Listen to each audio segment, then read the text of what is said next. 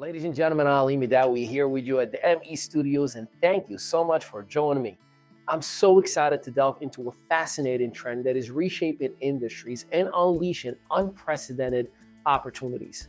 High-end coaching and the emergence of million-dollar earner creators. This transformative phenomenon is more disruptive and accessible than ever before. However, while it presents vast opportunities, there are also significant risks associated with navigating these waters without the right guidance. In this age of digital connectivity, barriers to entry is numerous. Fields have significantly lowered. Entrepreneurs, coaches, and creators with vision and drive now have the tools at their disposal to reach global audiences and build influential brands from scratch. As a result, we see an increasing number of individuals breaking the mold and, to be honest with you, achieving income levels once thought exclusive to established corporates or celebrities. The rise of high-end coaching plays a pivotal role in this revolution. Coaches today are not only educators, but also strategists, cheerleaders, and connectors. They possess the ability to distill complex ideas into actionable insights, propelling clients towards remarkable success. These coaches, empowered by digital platforms, reach clients worldwide, offering personalized guidance and tailored strategies that create million-dollar opportunities. However, amid these promising horizons, we must tread carefully. The allure of rapid success can blind one potential pitfalls. Engaging with the wrong mentor or coach can be detrimental, misleading your vision and crippling your progress. It's aching to navigate without a map in a territory filled with hidden traps. So choosing the right guide is not only crucial, but it requires due diligence, accessing their track record, understanding their approach, and of course, ensuring their values are aligned with your core values. A great coach not only facilitates growth, but also empowers you with the autonomy to transcend with your potential independently. So as we navigate this era where disruptive is the norm and essential is remaining the certain, the path to becoming a million-dollar earner creator is fraught with challenges. Success stories abound, yet so do tales of those who veered off course to misguided advice or strategies not only not tailored to their unique circumstances. In conclusion, the potential is limitless, but so are the challenges. As you embark in this transformative journey, prioritize the right mentorship. Be vigilant about your associations and ensure that your mentor's visions align with yours. This calculated approach will not only mitigate risk, but also maximize your potential for success in building a lasting, impactful business and a brand as well. Today, I have an expert and a special guest who he is the epitome of millionaire creators. Dr. Obom Bowen, a 9-figure business scaling strategist. That's right, the founder of Underdog Millionaire and the Mili Club. His mission is helping fun, loyal, and integrity-driven speakers and business owners build a predictable 7- and 8-figure legacy business. He's the high-performance business coach responsible for $100+ billion in revenue for his Fortune 100 clients like Walmart stores, Jaffara Cosmetics, Chevron, and Walgreens. A 4-time award-winning international best-selling author who is focused on leaving a 100+ year legacy through philanthropy. Here is a bit more on Dr. Obom Bowen. All of us, we are living life either in V or S. Either pushed by vision or you're being pulled back by your story.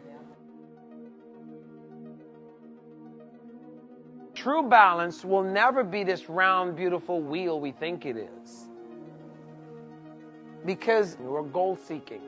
You were born in your brain, God gave you, it's a GPS. So it always has to seek a goal. I want to frame your brain the right way. The majority of the energy in the world is negative.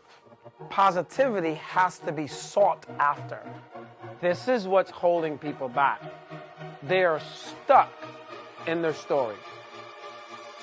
The great, the brilliant, the genius, Mr. Obom Bowen.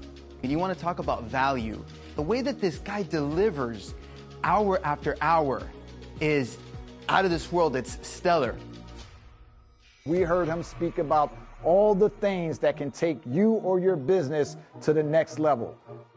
I met Dr. O, and my life has just changed since. I read his book and I started working on it right away.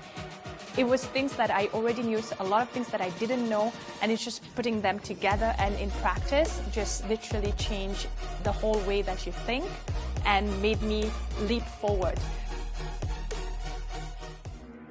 Dr. Obom Bowen is a decorated retired Marine, having received the Purple Heart for his service and wounds sustained in combat. Scholastically trained as an MD, MBA, PhD, and having obtained a doctorate in divinity, Dr. Bowen has used his knowledge and expertise to position himself as one of the foremost authorities in the study of human potential, working with Fortune 500 companies, including but not limited to Chevron, Walmart, Walgreens, Intel, and others. Dr. Bowen has been able to show measurable results from his training programs. Dr. Bowen's book, Today is the Day, is the subject of study in lecture halls across the country, giving countless numbers of individuals the opportunity to achieve their maximum potential in life. A true servant leader, Dr. Bowen is enlightening the world to a better way of doing business, obtaining success, and living the most abundant life possible. Please give your most enthusiastic welcome to your speaker, Dr. Obom Bowen.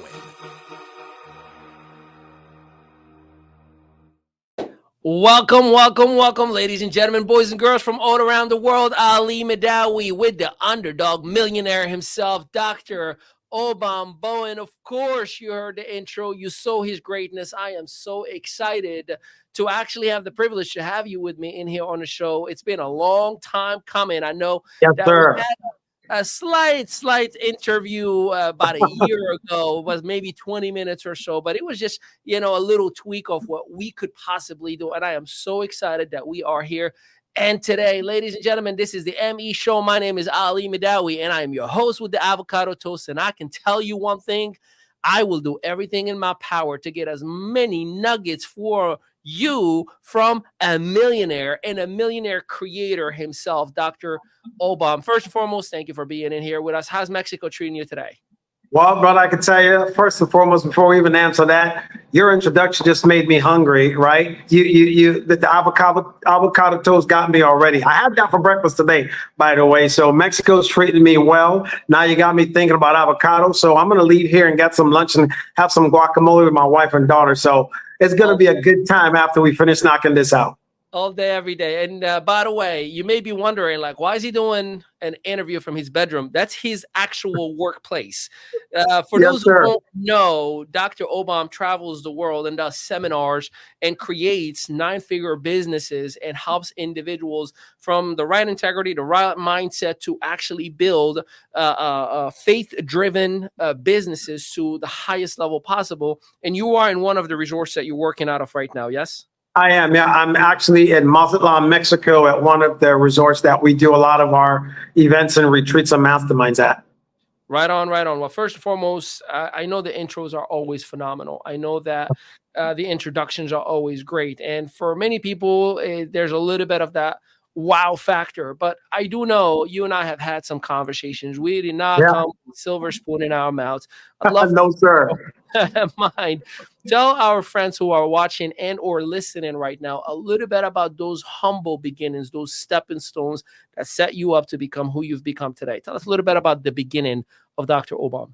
Yeah, man, absolutely. Well, I didn't realize you was going to go right into it, but let's do it. So coming from the beginning, let's just go right there. I was born in Guyana, South America. It's a third world country. Those of you who know about it, you do. If you don't, there's the first way the United States found out about Guyana is through the whole "Don't Drink the Kool-Aid" Jim Jones, right? Back in the mid 70s, actually the year I was born. So Thank God my mom never drank the Kool-Aid, but I was born number 13 to my mom and dad in that third world country, 12 boys, 1 girl. We grew up very poor.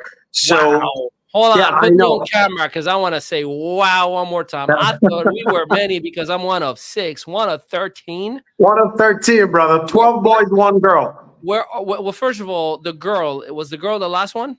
No, she was number 2, right? So she was What the was going second. on in that house? What was the ambition? Well, we always say it's basically my mom and dad owned a football team with 1 cheerleader, and so my many times people will say like, "Oh, your poor sister," when it was like poor us, because since when I was born, my sister was already 26 years old. And she had 2 daughters, so I was born an uncle. I was already. Wait. Who are you? Hold on. You were born. Your sister was 26. He was 26. My brother before her was already 28. Yo, you are the ultimate son of some top producers. Let me just say.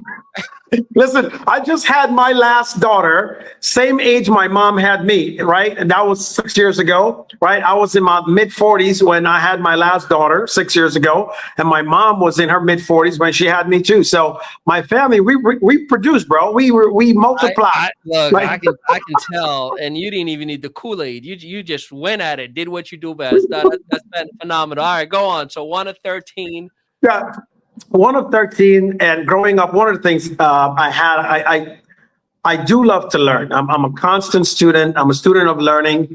For those of you, if you're taking notes, take this down. I learned years ago that whatever you put in comes out. So I started to put in a lot of great things when I was younger. Didn't know where or how or when it was going to come out, but eventually that paid off. I, at a very young age, graduated from high school, pretty much around 12 years old, went in Guyana, what's called President's College. It's kind of like the equivalent to Harvard here in the United States. So the government paid for my tuition there. And then literally the year, like 18 months in, my paperwork came through to be able to come up to the United States. So then I came to the United States, was too young to go to college. They tried to send me back to school in the US at my age. And then I basically tested out from the 8th grade, 9th grade, 10th, 11th, 12th grade. By that time, I started to get really frustrated with the American education system. So I started to get into trouble. Ended up going to school in Brooklyn. I got kicked out of every high school that was good. Then I got expelled from the worst high school in New York. This was back in the early 90s. Long story short, I ended up leaving New York, going down to Georgia, finishing my last senior year of high school there, still graduated ahead of time with honors, graduated at 16, and eventually joined the military. I had to wait to join the Marine Corps because I wasn't even old enough to do that.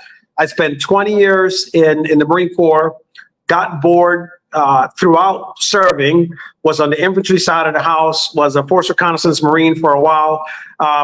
In that process, I started going to college. I started doing part-time jobs, businesses, you name it.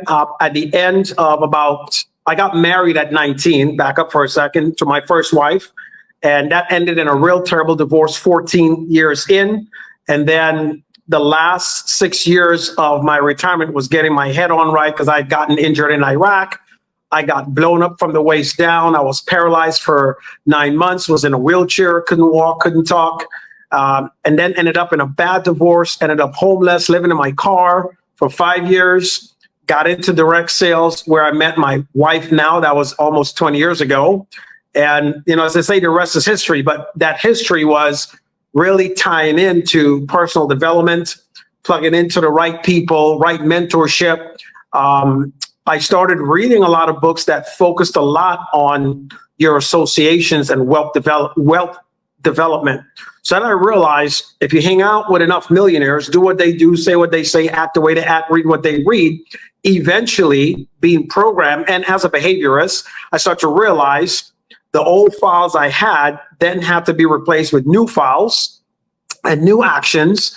So over time, it's going to compound. And then I created this phraseology I learned from a mentor of mine, which was show up consistently with a good attitude over a long period of time with desire and faith. If you're willing to pay the price, find other people who are going to pay the price with you, success will eventually take its place. So, in a nutshell, that's kind of my story. I know and understand the struggle, just like everyone else would have. Being homeless in California was not a really good place to be. I sat down and remember in the storage unit that I had, because I couldn't afford anything else. I couldn't even afford a storage unit that had air conditioning in it. It was hot as ever in August. I was at the point where I was sitting with a 38 with a gun to my head to blow my own brains out. Thank God that's the only thing I ever really quitted on. And man, you're taking me back. Doctor, let me give you a breather here, because bro, ladies and gentlemen, let me give context here. So this is what you call an emotional roller coaster. I feel like I just watched like a 38 sequels of Dr. O's life since childhood until right now. And many who may be like, because I can guarantee you, Doc, there's a lot of people right now who are stuck on, what do you mean you were excelling and you were out testing? See, for us, and again, I was born and raised in Morocco, Northwest Africa. And I remember when I came to the United States, June 20th, 2002, and I ended up in Algebra 101, like I was Algebra 1. And and Mino English at its all-time high. So numbers are numbers, and I will never forget. They had me do high school all over again. And I'm sitting as a freshman at 17 years old. By the way, I graduated Morocco in high school in Morocco, and here I am starting all over again. And I just do one of these. The teacher would call like, Ali, go solve the problem. You just look at it, 14 and circle it. You don't even do anything. And the teacher's like, no, you got to show us how you got here. And I'm thinking to myself, I've done this in second grade. Like, what is happening? It's already up here. So the reason again, for my brothers and sisters, I love the United States. This is home. But just so you know, the rest of the world is extremely advanced early on in traditional math and traditional learning and practical classes. So that's why he was doing. But the fascinating part to me is that, the school system failed you. You didn't fail the school system. You ended up getting bored out of your mind for something that, like, I'm bigger than this, not from an egotistic standpoint, because you were a young kid. And then all of a sudden you're like, I gotta find my calling. Unfortunately, in the wrong place, in the wrong time with the wrong people, you may end up doing the wrong things. Absolutely.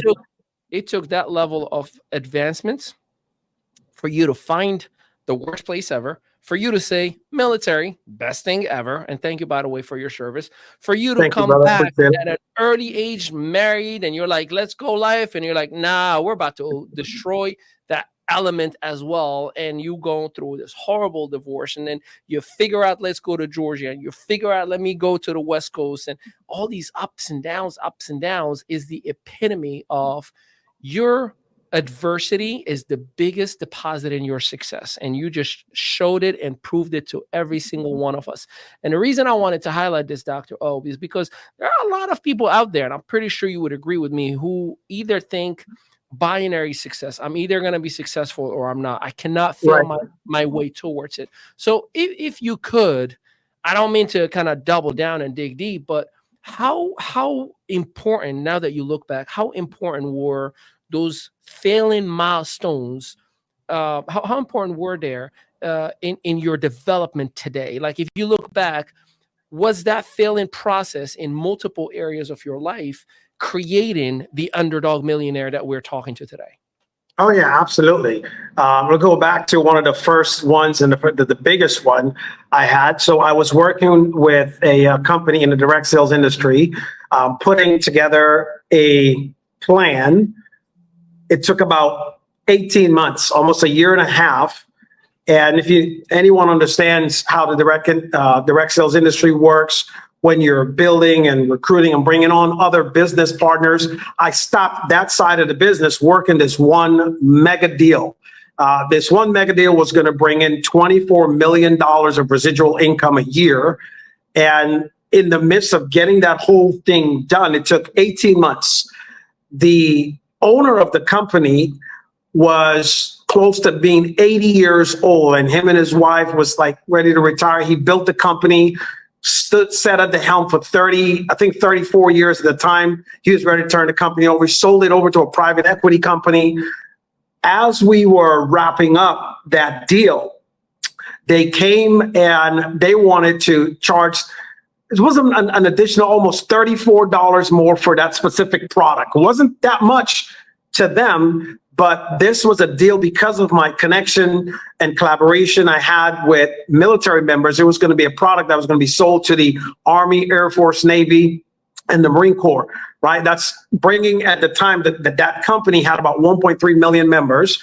Bringing the military was going to be another $2.7 million or 2.7 million members. What that windfall would have done for my life would have been completely great. So here's where disaster happened. I stopped doing a lot of the little things like recruiting on a daily, weekly, monthly basis for a year and a half. Working one deal, didn't really care. That deal eventually fell through because the new owners who took over, they saw that deal that I was putting together could basically help. They paid $673 million for the company for the buyout. What we were going to do was going to help them get to their 10-year goal in 5 years. They wanted to do it in 3. And I said, listen, the deal we negotiated, we took 18 months for, got everything done. It isn't worth that extra like $34. And they were coming to appeal to my sense of, look at how much more money you're going to make. And I said, no, but listen, my integrity is not for sale. So I went back to the decision makers. The military says, listen, here's what's happening, because I couldn't really deal with that. Remembering where I was when I first got started in the military. Most folks, if you know anything about the military, you don't make a lot of money when you just getting started. Long story short, that deal fell through, which was one of the contributing factors that rendered me homeless, moneyless, penniless for a very long time. Okay, because they thought I wasn't going to go through with it, knowing my situation, but my integrity wasn't for sale. Here's the other side of that. 6 years later, I end up getting a deal for about $68 million with an investor group that we put something together. The main reason for that was the person on the decision board said they remembered me from 6.5 years ago, where I stood, and that ended up, if I didn't go through that one downfall to come up on the other side, that wouldn't have happened.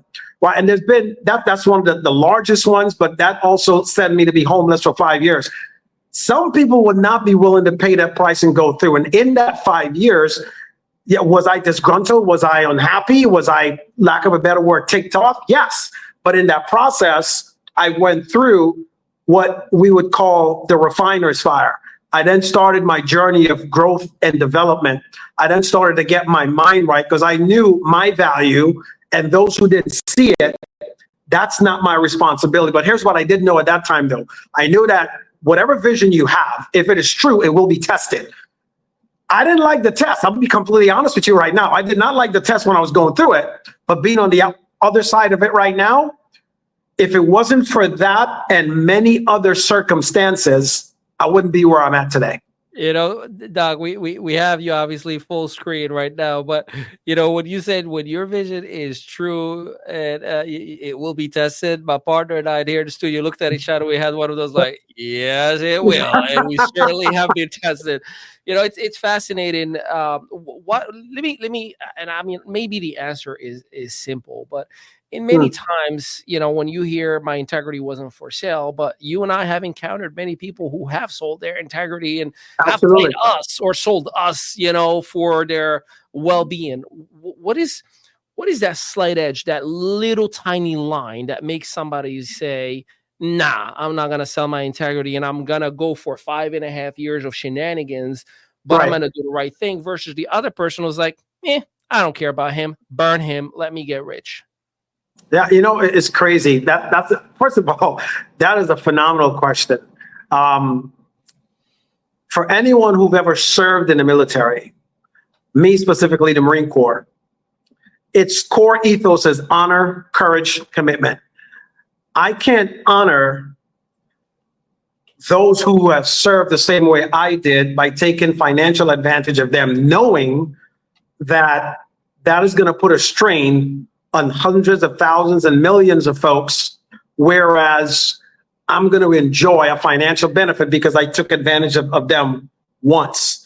And the thing is, being in a combat environment for a very long time, as leaders, you're taught as a Marine, leaders eat last. There's a book someone wrote that wrote about that too.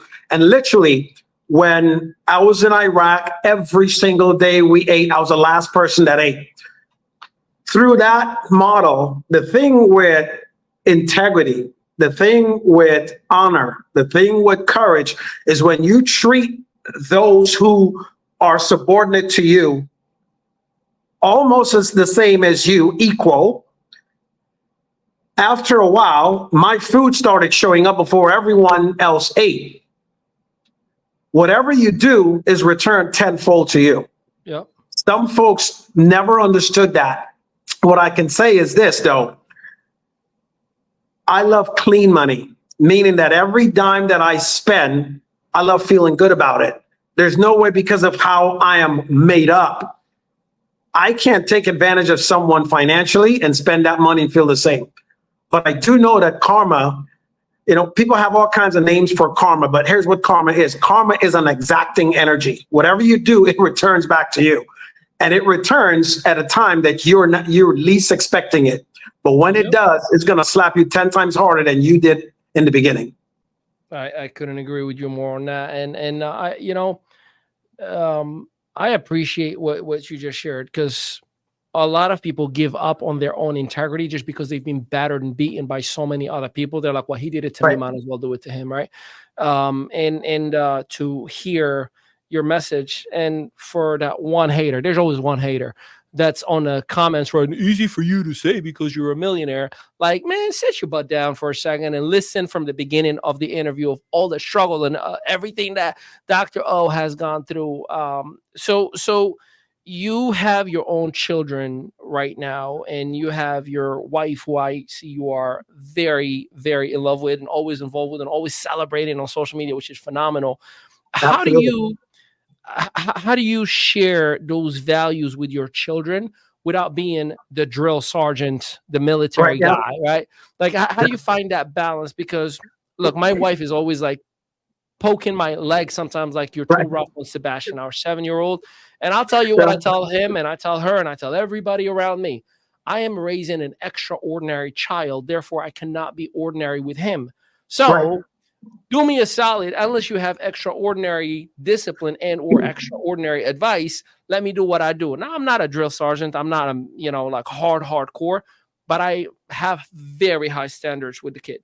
So help me out from a parental advice / just a husband and a family man. How do you bring those values into the family without annoying the family with the business-minded guy? Absolutely. Yeah. Well, first, I'm going to give you what we call the Habbo card, which is Habbo Brother Out card. So here's the Habbo card for you, bro, right? So there's several things in place, but I'll give you an example here first before I jump into those. So my kids, we have 4, right? My son, he turned 35 last month. My oldest daughter, 25. What are you? Wait, bring him back to the camera to me. Go bring me back. Dude, what are you related to Pharrell? How old are you? How do you have a 34-year-old? Hey, you get started early, bro. That's what it is. You get started early. I don't care if you started when you were 10. Like, how old are you? I'm 50.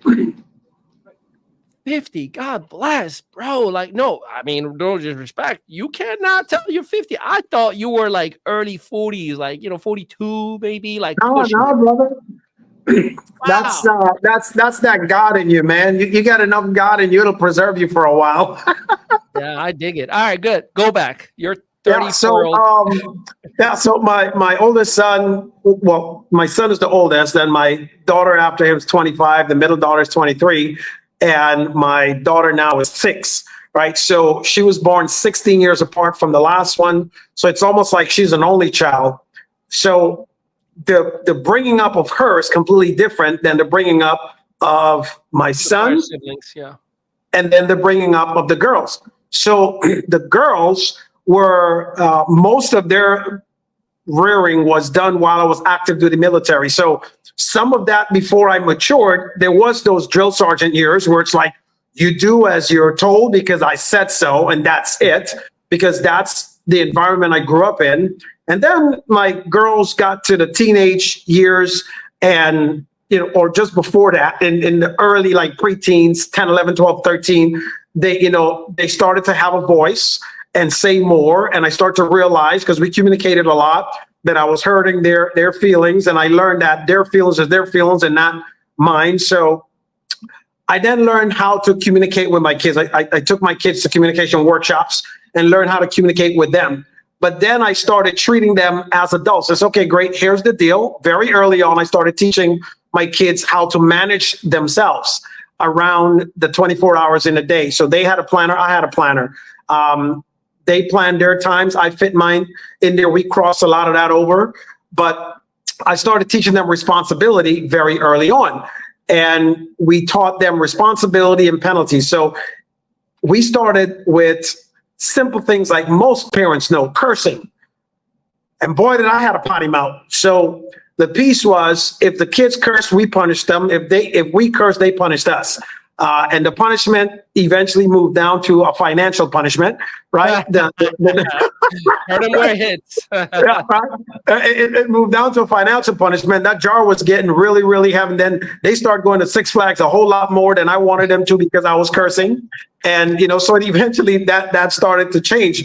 But what I would say is, especially my girls, because they're a little more sensitive than my son, is they would tell you probably maybe 50 to 70% of the time, lack of a better word, dad was a pain in the butt.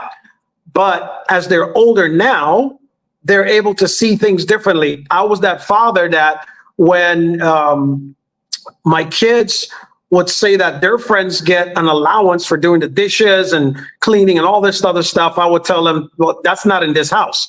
You doing the dishes, cleaning, that's how you pay rent. You want some extra money? Read a book and write a one-page report. So I knew what the benefit of that would have done for them in the long run. I remember one summer, my kids, I spent about $1,200 because we used to pay them $20 a book. All summer, those kids read. They were trying to read me out of money that year.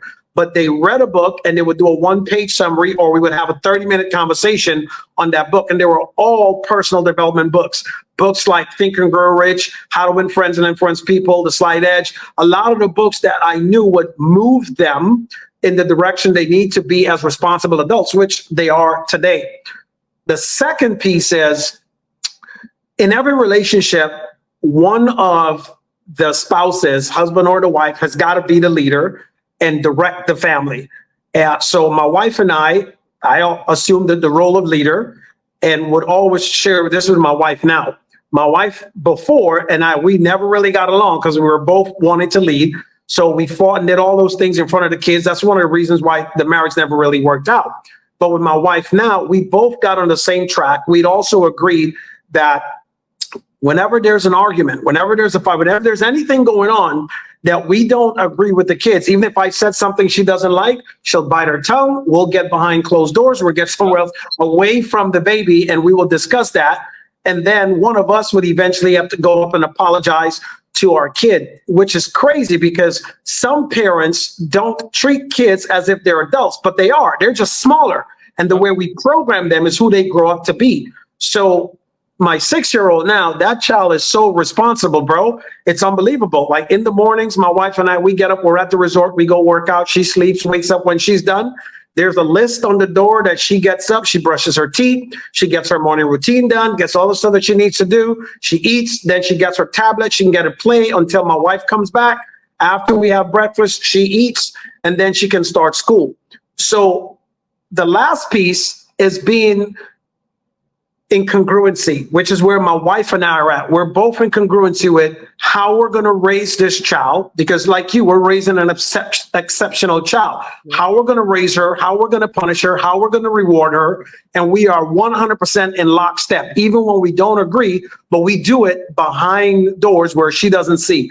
But kids are so smart because she knows when one of us is upset, and we'll go and lock the door, start, and we'll come back out and she'll be standing there going, I don't like it when you two are arguing. We're like, what are you talking about? Oh, I know y'all have been arguing in the bathroom, Dad. Right? She's 6 years old. So Yeah, no, I'll tell you this. I so appreciate your thoughts on this because it feels, many times and I don't mean disrespectfully, but the ordinary minded individuals out there, they look at you as the crazy one. Like, hey, Right. like, dude, chill out. There's a reason for this. I had to not come at peace, but I had to embrace the idea. And you said something that Sebastian said that he taught me. My 7-year-old, that is. He said, Papa, just so you know, there is no such thing as grown-ups and kids. We're all the Right. same. Just some are bigger than others. I was like, okay. He goes like, no, I'm serious, Papa. He goes like, I know everything that you're saying, and you know everything that I'm saying, and I understand you, and you understand me. You're just much bigger than me, but we both have Right. the same exact way of looking at things. And I was like, who are you, kid? Like, so, Yeah. so at one point when early on, you would oppress that reaction from a child. Like, what are you saying? Like, well, don't talk Yeah. to your, like, but it became more of like, hey, you said something earlier. Why would you say that? Can you help me understand what happened? And then it becomes this like conversation, which my son loves those conversations. Sometimes I feel like he will do something to poke me the wrong way, just so we can end up on his bed at 8 o'clock before he goes to sleep, and we can have a full conversation about life and philosophy. But no, it's kudos to you on being that. There's a I don't remember exactly who said this, but some people are so poor, but all they have is money. All they have is money. Yeah. Yeah. They're poor in their relationships with their kids, right? They're poor in health. They're poor on happiness. They're poor on everything else. And I am grateful for you that you are doing well for yourself from a business perspective, but at the same exact time, you're doing very well for yourself from a family perspective as well. So with your permission, we're going to take a quick break. We got to pay some bills. So obviously, this episode is brought to you by the Underdog Millionaire. We're going to take a little commercial break. When we do come back, we're going to dive into the business side of Dr. Obom Bowen. I'm going to definitely drill and try to get a consultation session live for each and every one of you. Stick around. We'll be right back. I've been wondering whether or not I should actually offer this specialized mastermind of mine, wondering if I should actually give away my secrets and exactly what to put into it. I've been a part of hundreds of masterminds in all various degrees of successes and satisfaction, so I actually know what makes a good mastermind and how I can actually help you develop one without all the BS. If you're the same and have wondered how you can actually put together a high-end mastermind just like the ones you've seen where folks are generating 7 figures, click the link and join the 7-Figure Mastermind Bootcamp, where I'll be simply offering you a comprehensive 8-day, 7-night, all-inclusive workshop style event in Cancun, Mexico, so that you can actually create your own unique mastermind or hybrid programs that leverages your time, leverages your expertise, and creates recurring revenue for you. I'll help you launch your first mastermind, so I know that I'm introducing you to the very best in this very lucrative business of masterminds, because I'm going to hold your hands and partner with you after making sure you're successful. You literally have nothing to lose. This event will be for you if, number one, you're already successfully serving clients one-on-one, you're already selling a short-term course or package, you are ready to leave and leverage your time and scale your business, that you're committed to creating a unique high-end program for yourself. So if this is for you, click the link and join the 7-Figure Mastermind Bootcamp now.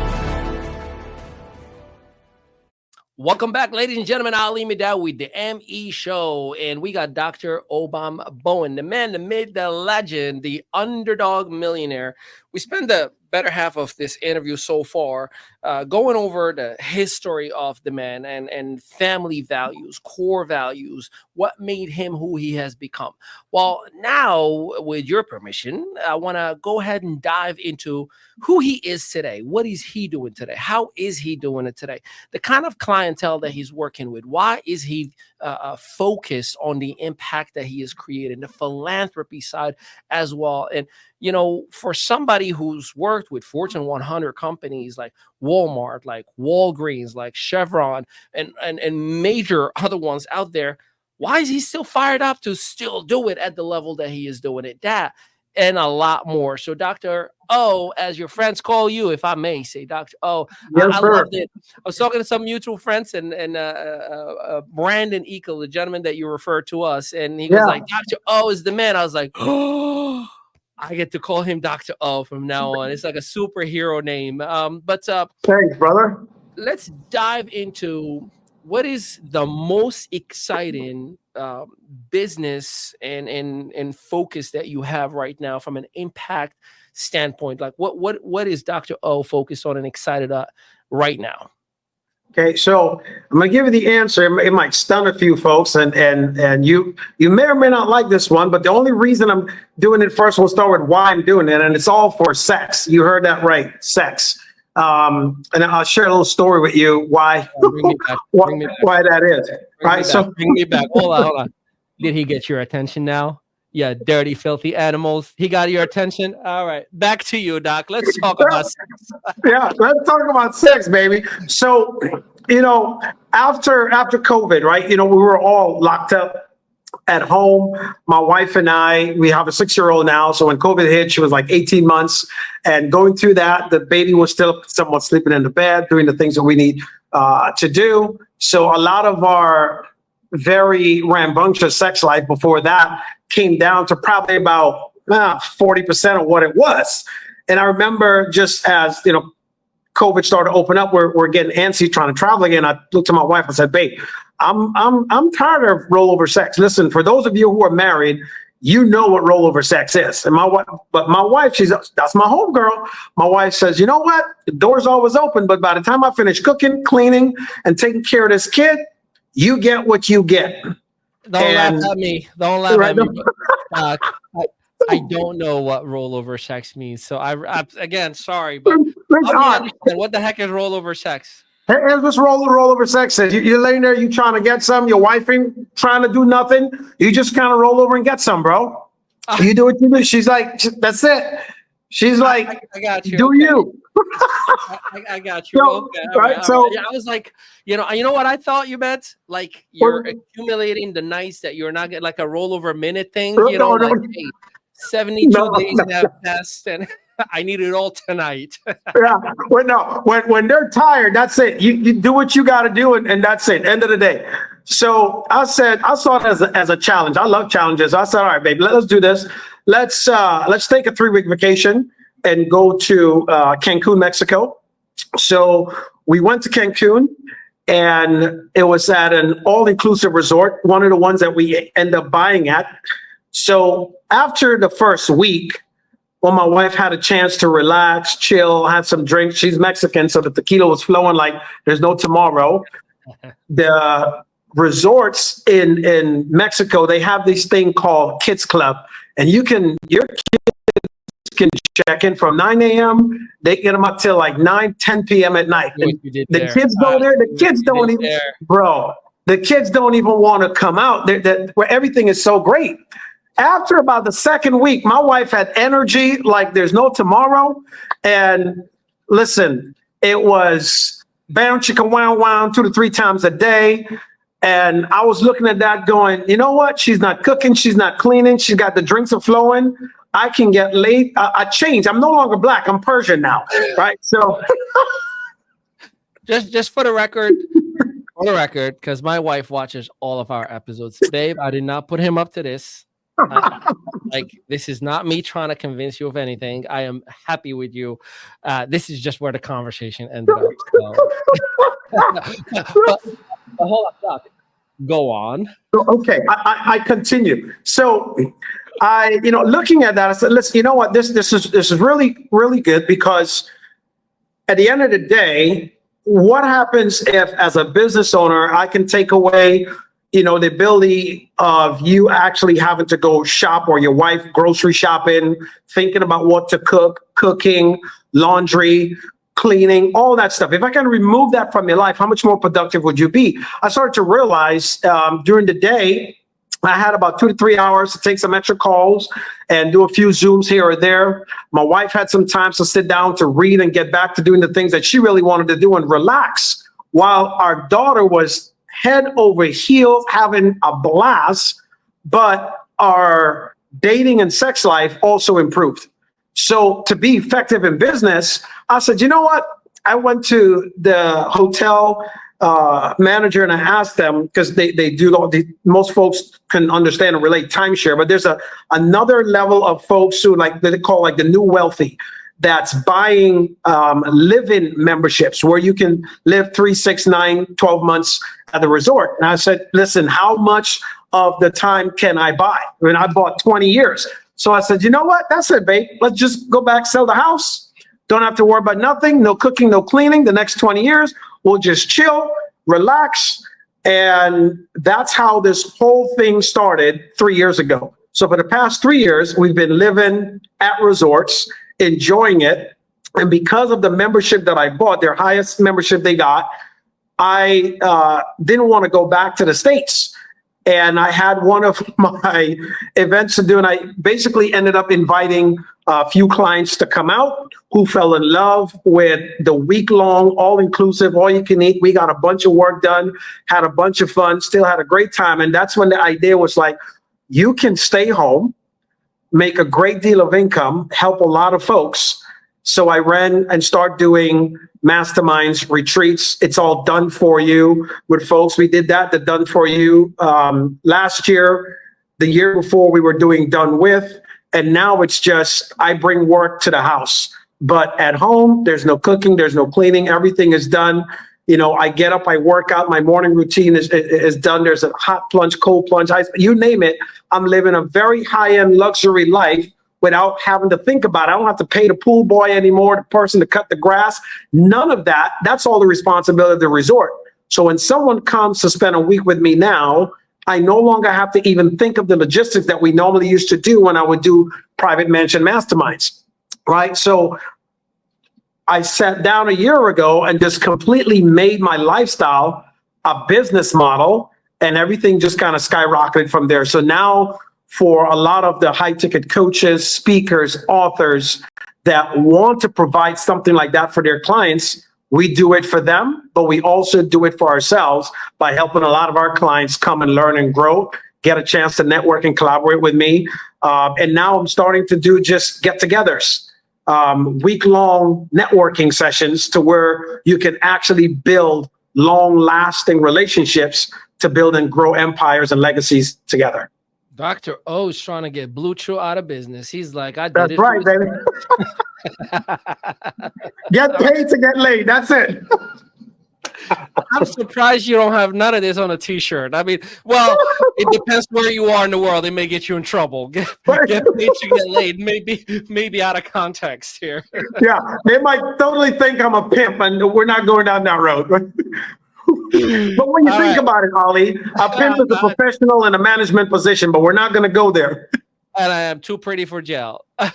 All right. So let's dig into, if I were to come in one of your masterminds, obviously there's experience and there's access to great individuals.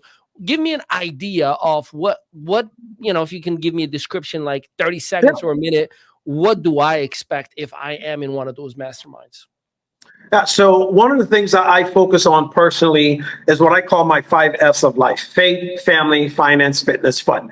So regardless of your faith or ideation you have, basically focused on Christ was killed and put on the cross and redeemed for my sins. So if you believe what I believe, we can sit down, we can pray, we can connect on a daily basis, work out together for those who want to.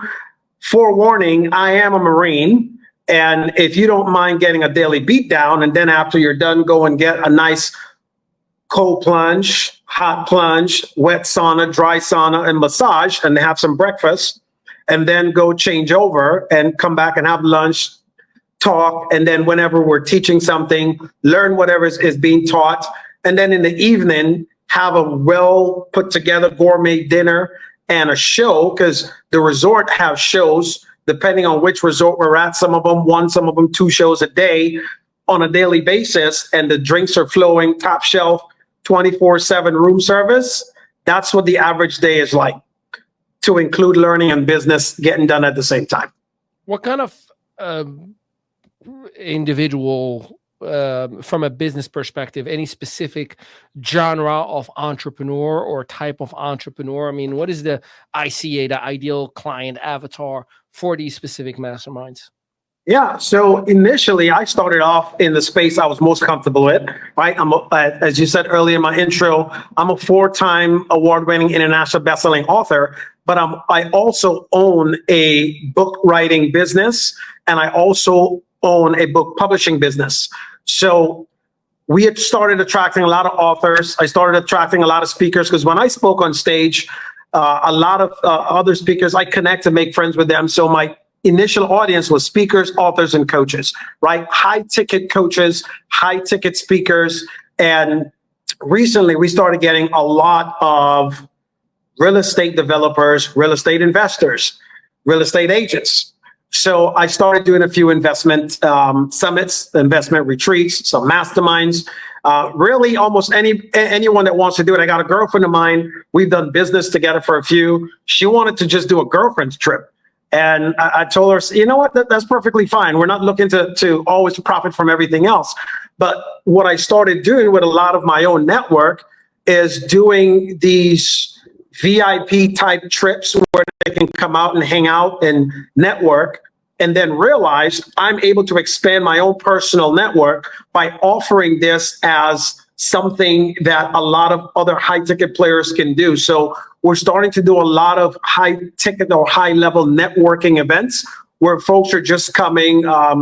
We just planned one for a high level investor group that's going to come out. There's 23 investors. They're going to spend a week going over some of the things in their portfolio they're going to invest with. But the whole goal is to have a blast, do some business, network, and leave happy.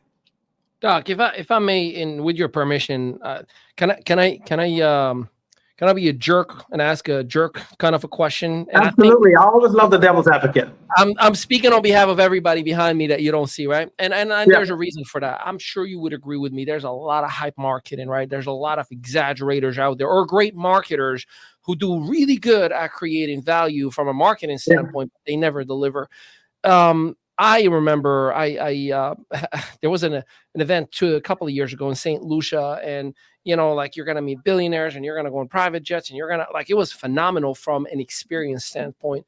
Right. But as far as the value, when you got there, like you paid, it was like $7,500 for what I know for a fact would have been maybe a trip A to Z, maybe $1,000 for everything else. Right. But there was no real wow, I walk out of here with a blueprint of a business. Can you help me educate? And that, again, that one person who's sitting in here and that one person that you're sitting here is like, man, Ali's just pumping this guy. What am I going to get? Like, I get the experience and I know the value of the experience, but I want you and what's in your brain. Is that something that will be gotten in this mastermind? Yeah, absolutely. So one of the ways I structure it is how I live my regular day. So my day is broken down into 4 quadrants. The first quadrant is sleep. So you're not going to get me while I sleep. That's midnight to 8. That's me and my wife. That's bound chicka wow wow time. You're not getting me around that time. Talking about the sex too. Yeah, I definitely don't want to be around. That is definitely not going to happen.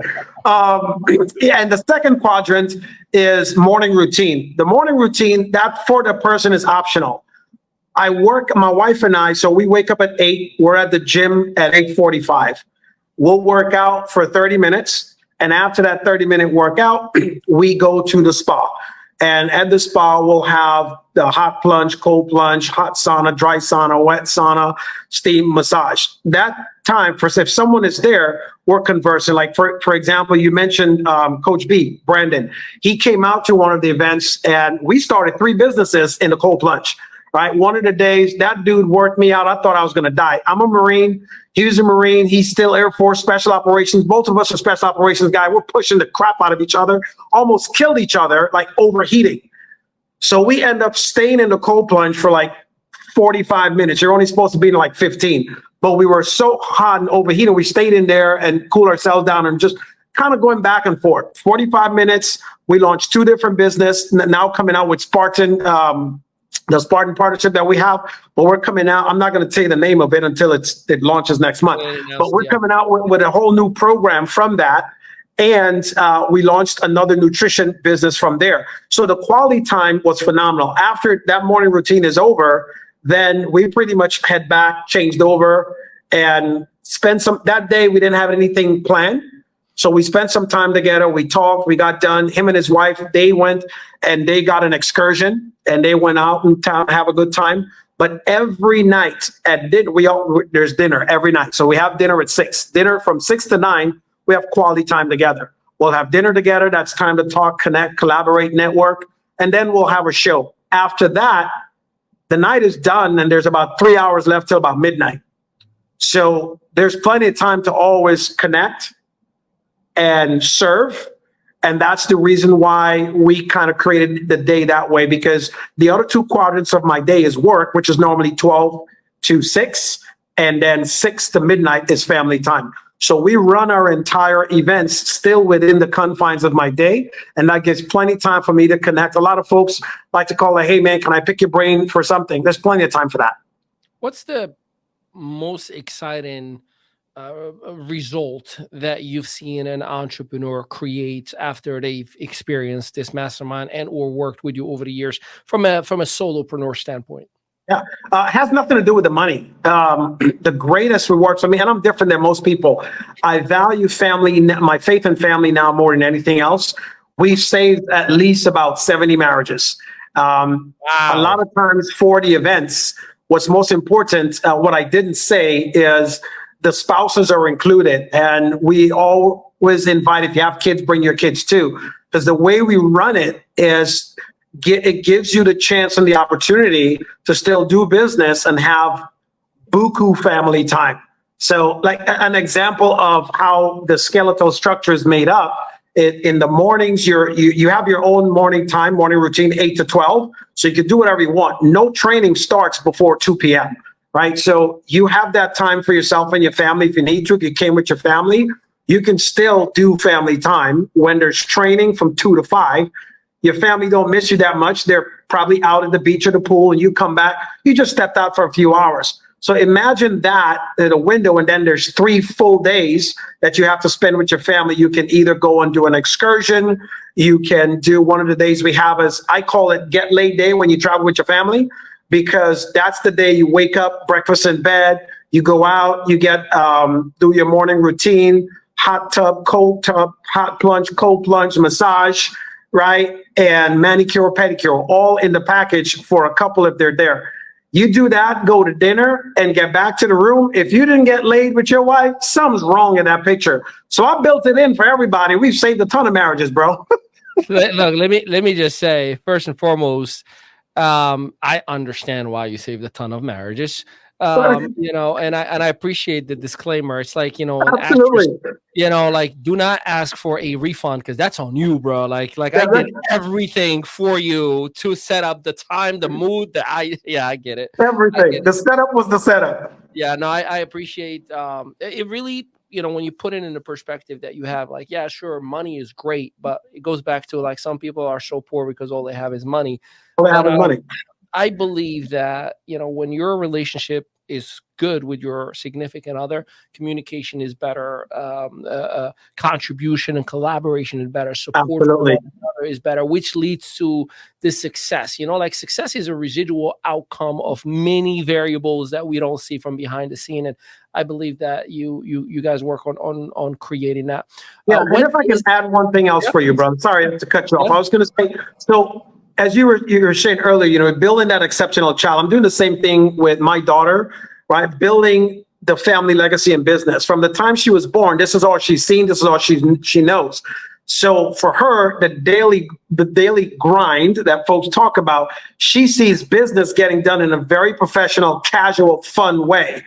The conversations that we're having, a lot of the other kids are around. We've also, like, for those who came with their teenage kids, by the end of it, they're invited to the events, and they want to. Kids are going like, "Hey, Dad, I want to start something." Or I heard Dr. O said that you could do X, Y, and Z with this. Like, can I start? We've had kids start blogs, kids start YouTube channels. Well, one of the most successful kids we have was an 11-year-old who started, what's the name of the game? Minecraft. He started a Minecraft YouTube channel, That was a year and a half ago. Now he's got like 15,000 subscribers doing this stuff. Kid makes about $2,500 a month from just playing games and putting that on there because he was at one of the events. So the aspect of family being involved and connected is extremely important. 100. And you know when most of the business gets done? When we're sitting around at the pool, playing with the kids, questions starts to get asked, and then all of a sudden it became a session because 2, 3, 4 people have something else from a question, and all of a sudden that hangout turned into a mastermind. Yeah, no, I totally get it. When is the next one? Are we expecting another mastermind to take part? When is that happening? Well, the next one is not going to happen until next month, the month of December, which, by the way, you're not lucky, you're blessed because you're my brother and we needed to plan this early. But in the month of October, I typically do not work. So this is one of the only things I'm doing that's work related. As my wife's birthday month, I take the month of October off. So the next one is going to be in November, and the one after that's going to be December, the week of December 7th to the 14th. The reason why I know that one, that's my birthday week.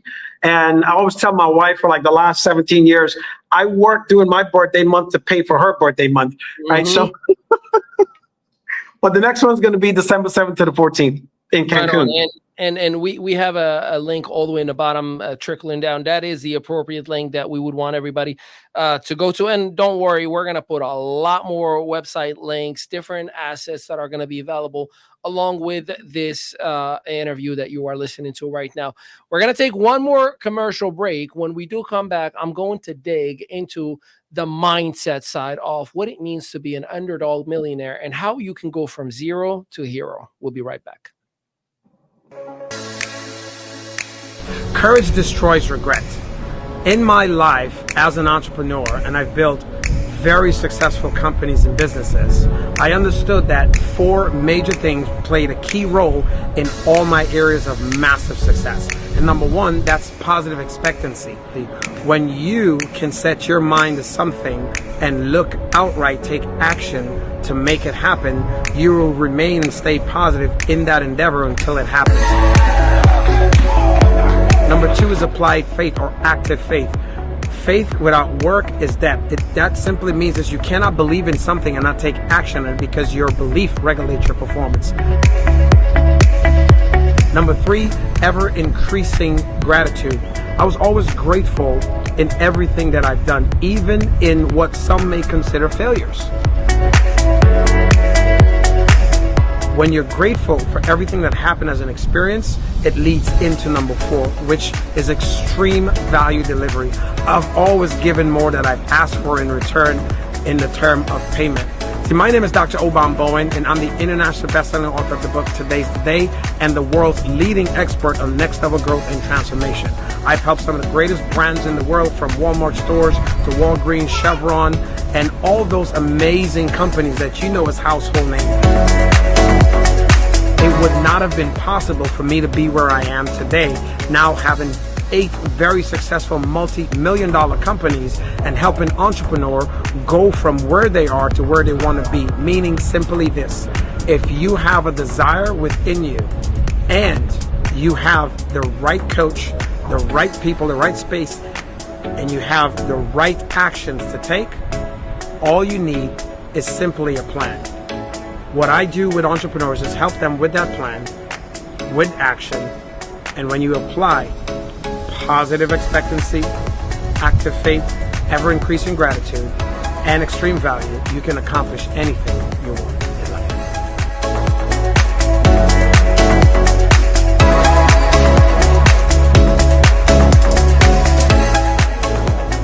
Say hi. Ah, man, that was so beautiful to watch. My name is Ali Midawi. This is the ME Show, and welcome back with Dr. O on an exclusive interview. And I'm doing everything in my power to get as much nuggets for you as possible. Dr. O, if we can dive into what I believe is the core essence of becoming successful. And a lot of people think, oh, if I just have a $5,000, cash flow, or if I just have $10,000, or if I just am a millionaire, I can be successful and have everything that I want. And I'm pretty sure you would agree with me the money comes after you check off all those mindset elements that we got to have. So if you were to kind of give us a little bit of an understanding of what is the mindset that you would want to coach somebody to have in order to become that 9-figure, 7-figure, or 8-figure, or even 6-figure starting success story that they wish to be. Yeah, absolutely. That's a very powerful piece of a question and statement to share too. I'll start with this. I was a big fan of Jim Rohn years ago, who always said, never begrudge the money you invest on true education. Education, not necessarily schooling. School and education is two completely different things. So mindset is key. Why? Because whatever you put in, you think of our brain in itself. And one of the things, sharing this, just little context for those of you who don't know, I'm a behaviorist. I have a PhD in human behavior and a PhD as a behaviorist and a psychologist. So as a behaviorist and a psychologist, I focus a lot on not just the actions, but what creates actions. And what creates actions basically stems from the thought. So if you think of your own brain, your own mind as a computer, before you program that computer, it has nothing. That computer never puts out anything that was never put into it.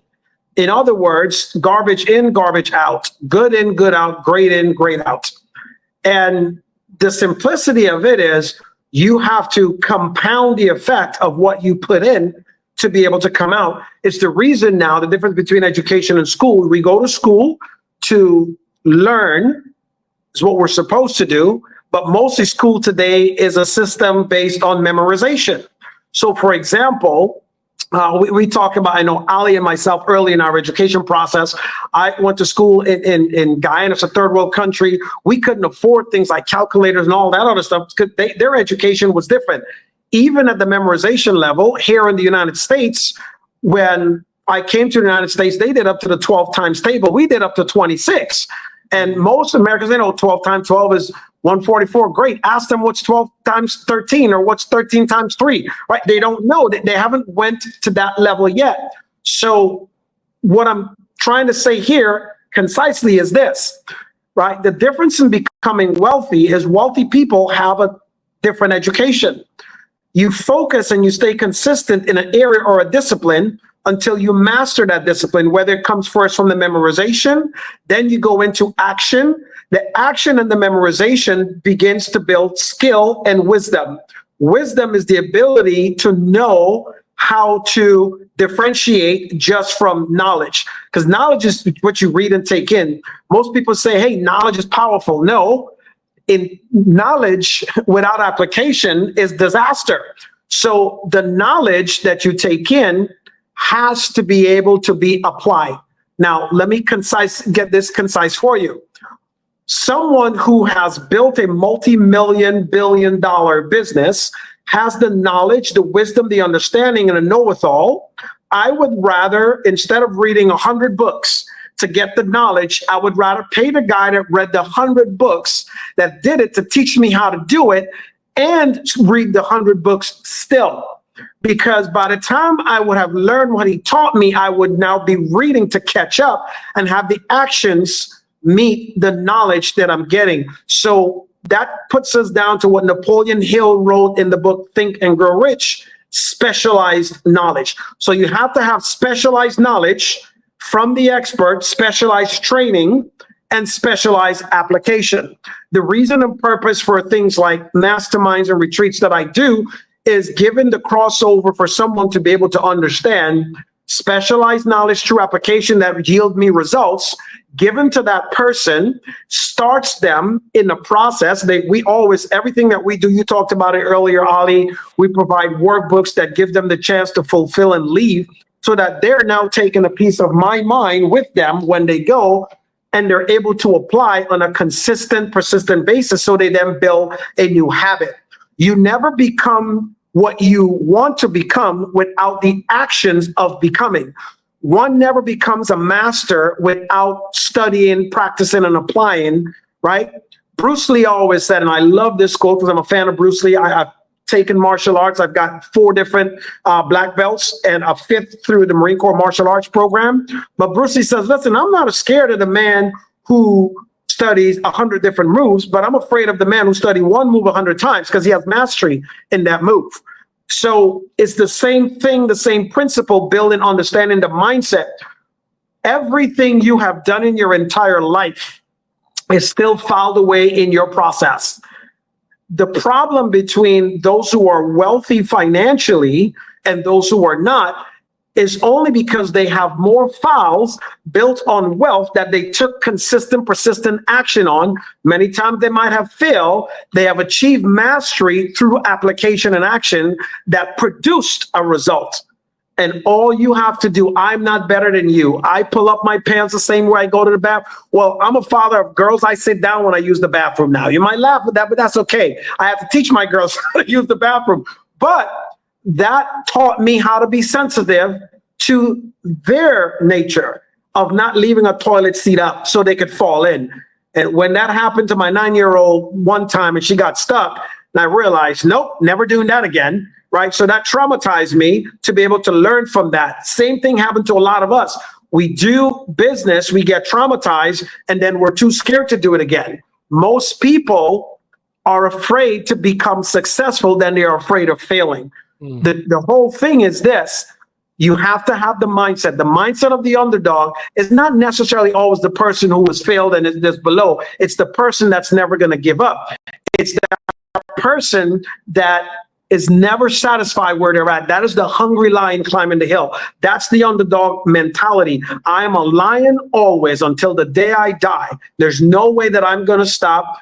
You're going to have to kill me or you're going to have to kill me. And if I promise you something, it's going to happen or it's going to happen. There's no other way but doing that.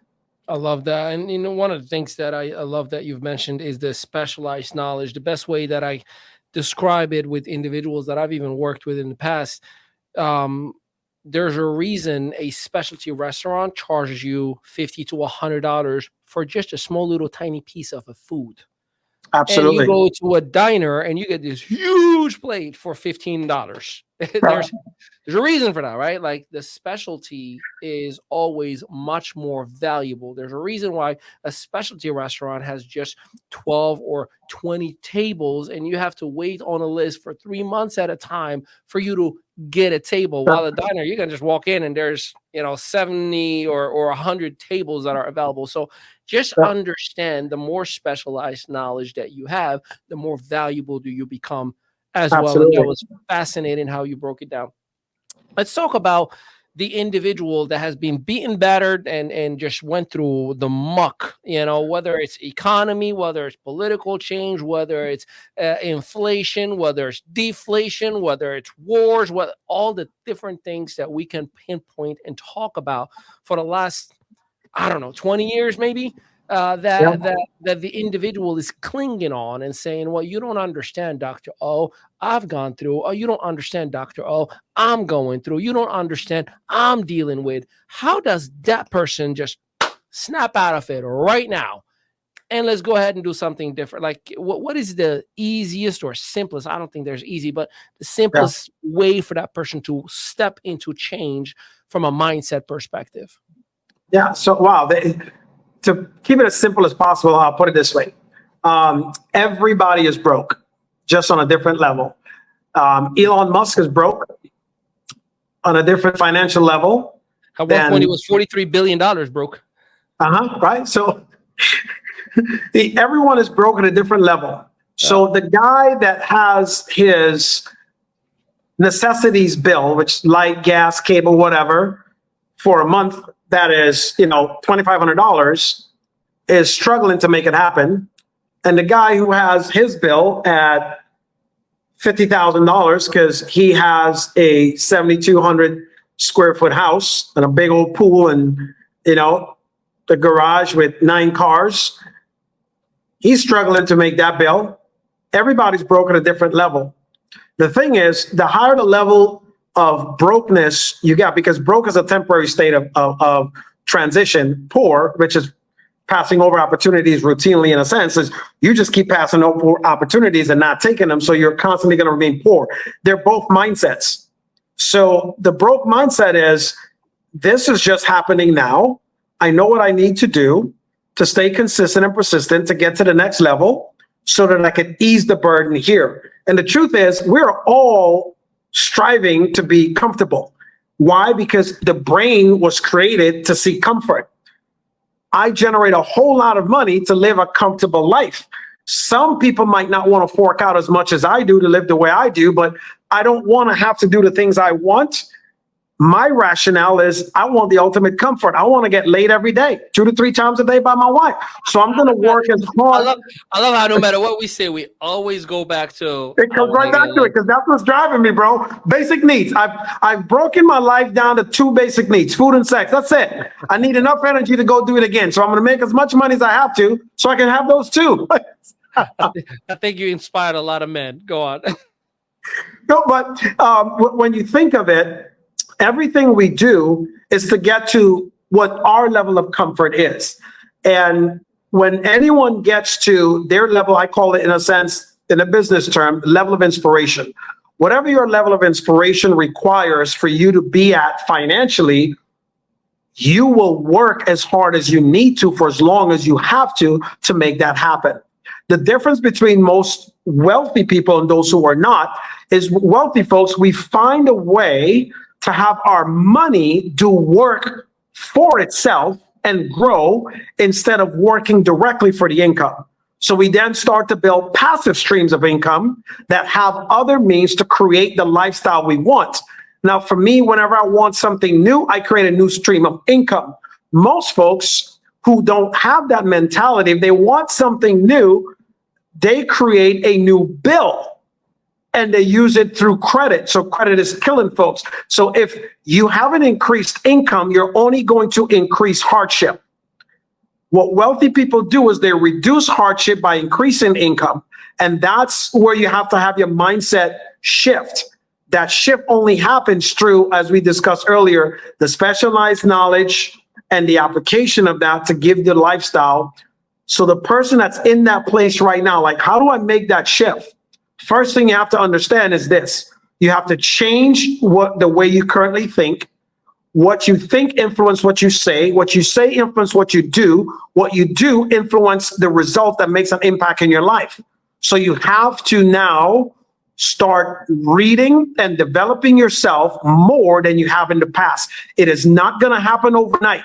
But if you want it to happen faster, there's a phraseology I created years ago that says, if you want to go faster, you partner with a master. This is why you get a coach. This is why you get a mentor. This is why you pay someone who's done all the work that you actually need to do to help you get there faster. But if someone is going to help you get there faster, you still need to do the work to maintain it. Because if you don't do the work to maintain, you will lose. Whatever you don't manage, you lose. This is why things like folks who play the lottery and win end up broke worse than they were 3 years before they got the money. Why? Because they never learned how to manage it. So you still need to learn and apply and do to manage so that you can start getting yourself where you need to be mentally through your actions so that becomes a revolving door. Powerful, powerful as ever. Now, I'm sure you could do a 3-day seminar just on what you were talking about right now. Absolutely. It's so hard for a person like you and I to keep an interview, like down to an hour. There's a lot of phrases and terms that we've read and learned over a period of time. And you've mentioned about reading.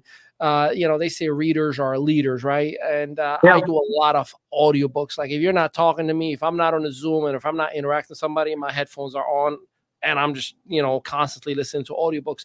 Tell me about some of the books that, I know you've mentioned a couple of authors that we have mutual admiration for, but a couple of books that have made the major impact, or a book that you've recently read that everybody's got to kind of jump on it. What would that book? And this Absolutely. Is where, wink, wink, you talk about your books.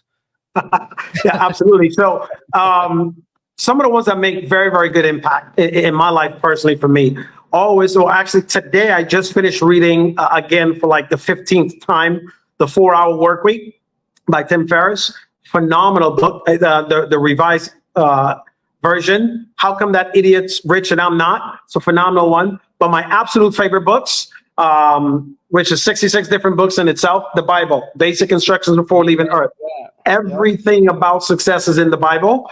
And then my other favorites are The Slight Edge by Jeff Olson. That book completely changed my life because it helped me to understand how to take simple daily disciplines and turn it into massive success. And I did that with everything in my life, how to win friends and influence people. And then, of course, Think and Grow Rich. Then, if you want to help yourself, take your mindset, go to a whole other level, you want to pick up Today's the Day. I wrote it. It's my book. It's a phenomenal read, right? And that book helps you to take who you are to become who you're going to be and see the process and steps in between there. It's a workbook, so it helps you work through a lot of that. If you want to work on your relationship and life, you get my other book, Passion 365. You want to know why I love sex and get it so much? That book will give you the hint, go to chapter 10. It'll tell you why I'm the way I am, right? That book is a phenomenal one. But then you want to start focusing on bringing it together with, depending on whatever your faith is. I wrote my newest book, This Is Why Christians Are Broke, which focuses a lot on the spiritual aspect of wealth and how to do it and follow it and generate legacy wealth in your life. And then when you're just ready to shift your mindset, you can go read the first book I wrote, which was The Philosophy of Success. And that book really focuses on no one truly becomes successful until you learn to think successfully and take successful action compounded over time. Those are my top favorite books, including the ones that I wrote. I would highly recommend you get those. And don't just read them once. Read them as many times as possible. I've read Think and Grow Rich over 217 times now, right? So a lot of those books I keep on repeat, even my own. I read over and over and over and over. I love that. And Dr. Obom's books will be in the copy with this episode. So just go right into the description or the caption or the copy, depending on where you're watching and or listening to this episode. And of course, you're going to be able to get this information. All right. So we got the $1 million question for you. And if you're ready for it, this is how we bring it home. So let's just say, and I pray to God this will never happen, but everything is gone. Money's gone, reputation, influence, network that you have. You don't have access to any money whatsoever, but I'll let you have a cell phone. You have access to a cell phone and social media because that's a necessity now. It's like not having water in the way we live right now. What are you doing to get back to where you are within 3 to 6 months? Go. Oh, that's easy, bro. First thing I'm going to do is establish a network close by where I'm living, bring value to them, start referring a lot of the people that I meet to connect with each other and start bringing value to them so I can get known as the person who brings value in my circle. Doing that, you start to build influence. Influence is the most important thing you can have. Then I'm going to create a program or something. Right now, within my current situation, if that's even gone, I would create a way to start doing a mastermind together where I can support the 2 or 3 people that I actually believe in their product or service and sell that as a way to build referral income until I can have the time to establish and build a high ticket program, write a new book to build influence and have the ability to go and start speaking on stages so that I can build my new audience.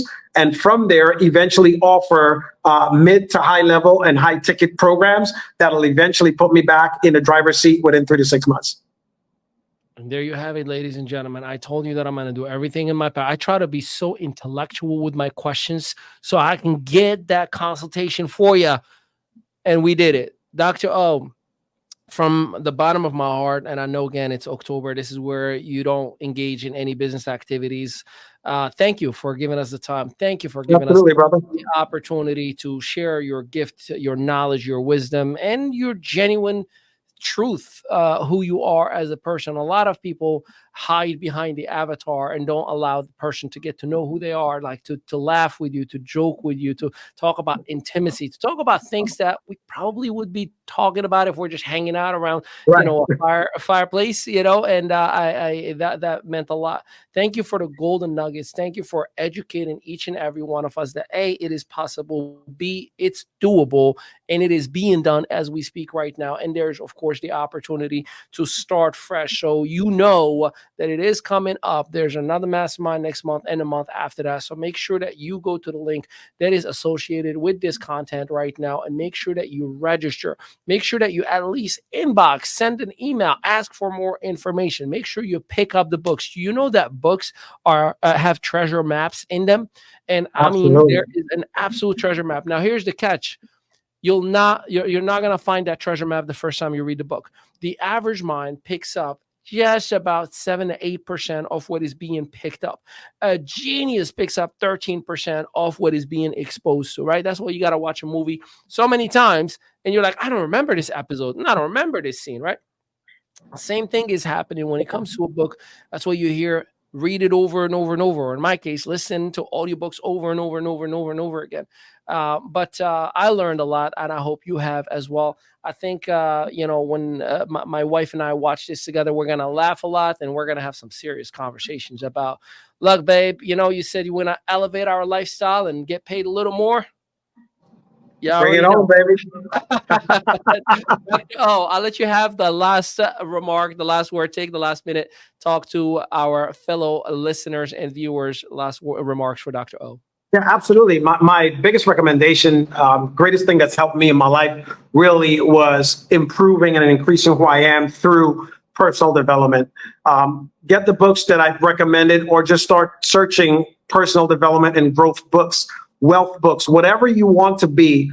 Start to study and then apply, and then repeat and then apply.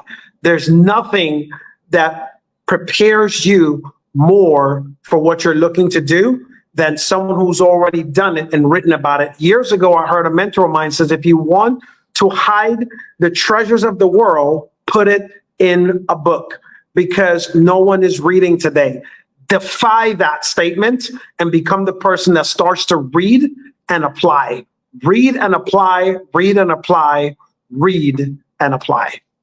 And there you have it, ladies and gentlemen. Read and apply was said 3 times in a row. There's a wink, wink, hint, hint. And we love to have you. We love to work with you. And thank you so much for being the best part of our show, you, the listener. Obviously, make sure you go into the captions and the copy, and you will find everything from Dr. O's books, social media assets, websites, and mastermind that is coming up. So like, follow, engage, subscribe, and make sure you leave a comment with any of your best questions or your best moments that you've gotten out of this interview. My name is Ali Madawi. This is the ME Show.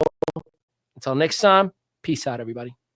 I've been wondering whether or not I should actually offer this specialized mastermind of mine, wondering if I should actually give away my secrets and exactly what to put into it. I've been a part of hundreds of masterminds in all various degrees of successes and satisfaction, so I actually know what makes a good mastermind and how I can actually help you develop one without all the BS. If you're the same and have wondered how you can actually put together a high-end mastermind just like the ones you've seen where folks are generating 7 figures, click the link and join the 7-Figure Mastermind Bootcamp, where I'll be simply offering you a comprehensive 8-day, 7-night, all-inclusive workshop style event in Cancun, Mexico, so that you can actually create your own unique mastermind or hybrid programs that leverages your time, leverages your expertise, and creates recurring revenue for you. I'll help you launch your first mastermind, so I know that I'm introducing you to the very best in this very lucrative business of masterminds, because I'm going to hold your hands and partner with you. After making sure you're successful,